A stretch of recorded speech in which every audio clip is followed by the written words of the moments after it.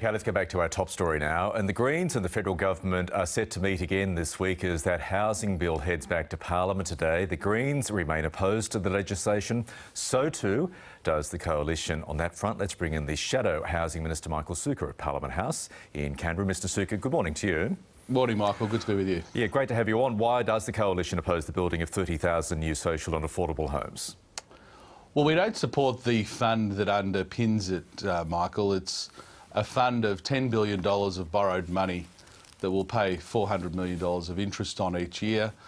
It will then be given to the Future Fund, and the government will be hopeful that that fund can generate returns above the interest costs that can then potentially be put into housing. So there's not $1 guaranteed for social and affordable housing. And in our view, if a government's going to fund social and affordable housing, it should do so in a guaranteed way. This is a very convoluted money go-round that the government has come up with just to ensure that it's treated in a certain way for the budget. It doesn't guarantee $1, as I said, for social and affordable housing, and I suspect that's one of the big reasons why the Greens have opposed it also. OK, so how should the new homes be funded? Well, how they've traditionally been funded, Michael. The government, out of its budget, funds these programs. When I was Housing Minister, we funded tens of thousands of social and affordable houses through the National Housing Finance Investment Corporation, which the coalition government created. We funded them directly. We partnered with community housing providers. We built up and helped build up even further the community housing provider sector, which gets bang for its buck. We did that directly. That's the way you do it. Here, you've got not $1 guaranteed by the government because, in essence, they're requiring on a return on the stock market that exceeds the interest costs. And for that reason, we don't support it. We never have. And the government to date's been unable to convince the Senate of the worthiness of this fund. The Greens did push them into putting some additional direct money through the states, but we have not seen any identified projects. We don't know where those additional houses will be.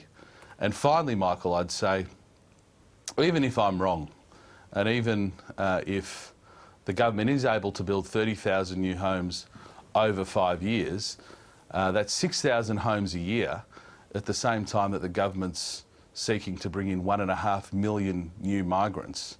There's absolutely no plan from this government on where those people will live. OK, but we can talk about funding approaches and policy approaches, but all that aside, doesn't the government have a clear mandate for this, Michael Sukkar? We have a mandate to oppose it. But you lost the election. We've opposed this fund, and we've... But you're not, excuse me, interrupt, you're not in government. I'll ask the question again. Doesn't the government have a clear mandate for this policy? No, they've got a mandate to take the policy to the Parliament. They've got a mandate to take the policy to the Senate, but they have to secure a majority in the House of Representatives and in the Senate. You don't need to be a political expert to understand, Michael, that governments don't get every single policy up that they would like. That's not been the tradition of Australian politics. So if you're suggesting that the Senate should rubber stamp everything that a government takes forward, that's an argument you should take up with the Senate, but that's not how Australian politics has worked ever. You don't agree the coalition in the lower house should support it on mandate basis? Absolutely not. We have a mandate to support policies that we think are in the best interests of our country. We have a duty to ensure that we don't support things that we think are wholly inadequate or, as in this case, does not guarantee $1 for social and affordable housing at the same time that the government's trying to bring in 1.5 million new migrants with absolutely no idea or no plan on where they're going to live. I mean, Michael, we've seen since the election, first home buyers are down, rents are up, new home dwelling approvals are down, new home building is down. On every single measure, this government is hopelessly failing on housing policy. They really should go back to the drawing board and come up with a plan. OK, before we go, do you agree with your former leader, the Prime Minister, former Prime Minister Scott Morrison, that he's the victim of a political lynching, his words, by the Robo Debt Royal Commission? Well, there's no doubt that the government is trying to extract every bit of political advantage out of this. I'll ask the question again. He is talking about the Royal Commission. Thank you, Michael. Do you agree that he, Michael, in his words, he was the political victim of a political lynching?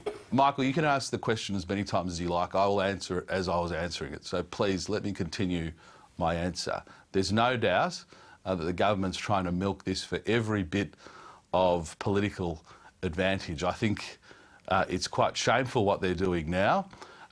No doubt the scheme that was put in place, which was closed down by the former government, I might add, once it became clear that it was not lawful, which was closed down many years ago, is something that many people have expressed regret for. The former Prime Minister himself has done so. I'll leave it to him to discuss his feelings and his approach when he was the minister. But the truth is, Michael, we've now got a situation where the government is not focused on the cost of living pressures facing Australians. They want to talk about this issue, let's be frank, for political advantage only, not because they're truly concerned about the victims who they're speaking about in Parliament. OK, do you endorse what he said? Do you agree with him? It was a simple question. Very strong words Mr Morrison used on the floor of Parliament. And what I've said to you, Michael, is you should ask the former Prime Minister if you want to know what his thoughts are. Well, he told us what his thoughts were on the floor of Parliament the other day. My thoughts are what I've just described to you, which is I think the government's trying to extract political advantage out of it. That's what I think they're doing. I don't think they're doing it out of some sense of benevolence. I don't think they're doing it out of the goodness of their heart. I think they're trying to milk every drop of political advantage, and I think that's quite shameful. Would you like Mr Morrison to retire from Parliament sooner rather than later? Well, no, that's a decision for him, and I would never comment on individuals. That's ultimately a decision for his electors as well, the seat in which he's been elected into. So, again, I think these are ultimately political distractions from the government, who has no agenda for the issues that Australians are facing today, the cost of living crisis they're facing today, the housing crisis that we're facing today, and they're completely out of touch with the issues that your viewers will be grappling with this morning around their kitchen tables as they're watching this program. And we talk quite a bit about cost of living, as we will on this morning's program. Michael Sukkar, that said, really appreciate your time this morning. Thank you. Thank you, Michael. And the Housing Minister, Julie Collins, joins us next hour on the show.